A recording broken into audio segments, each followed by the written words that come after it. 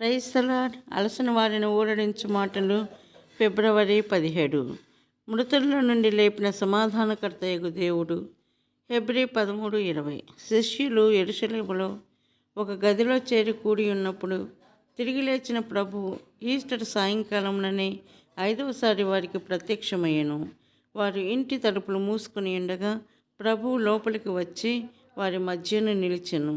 ఆయన మొదటి మాటలు ఏమనగా, మీకు సమాధానము కలుగునుగాక.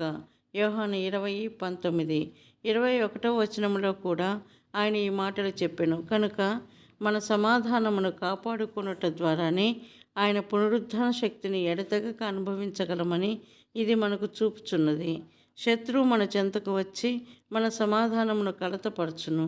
దీనిని బట్టి అంతమున వాడు మన హృదయంలోనికి అన్ని విధములైన భయములు, సందేహములు, మోసయుక్తమైన శరీర సంబంధమైన శోధనలను తీసుకుని వచ్చును. అయితే మనలను మనము తగ్గించుకొని ఆయన ప్రశస్త రక్తం యొక్క శుద్ధీకరణ శక్తిని మనం ఎడతెగక కోరుకుని కొలది సమస్త జ్ఞానమునకు మించిన ఆయన గొప్ప సమాధానమును అనుభవించగలము.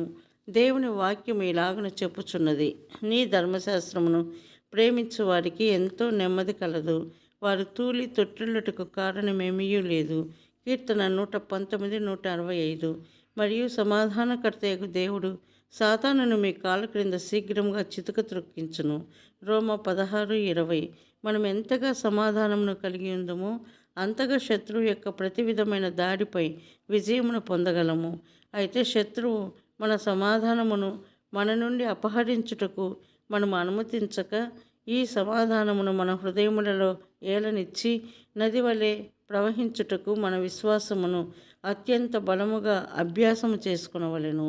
అట్టి పరిస్థితిలో మనం ఆయన కృప ద్వారా దీనత్వముతో దేనినైనను దేవునితోనూ మనుషులతోనూ వెంటనే సరిచేసుకొనగలము.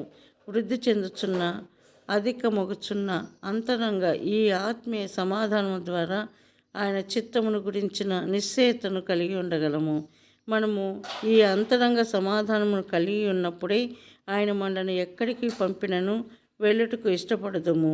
మరియు ఆయన మహిమార్థము ఏ ప్రశ్న వేయకుండా ఆయన కోరినదంతయు ఇచ్చుటకు సిద్ధముగా ఉండేదము. ఆయన శిష్యులతో ఈ మాట చెప్పి వారి మీద ఊది పరిశుద్ధాత్మను పొందుడి అనెను. యోహాను 20:22.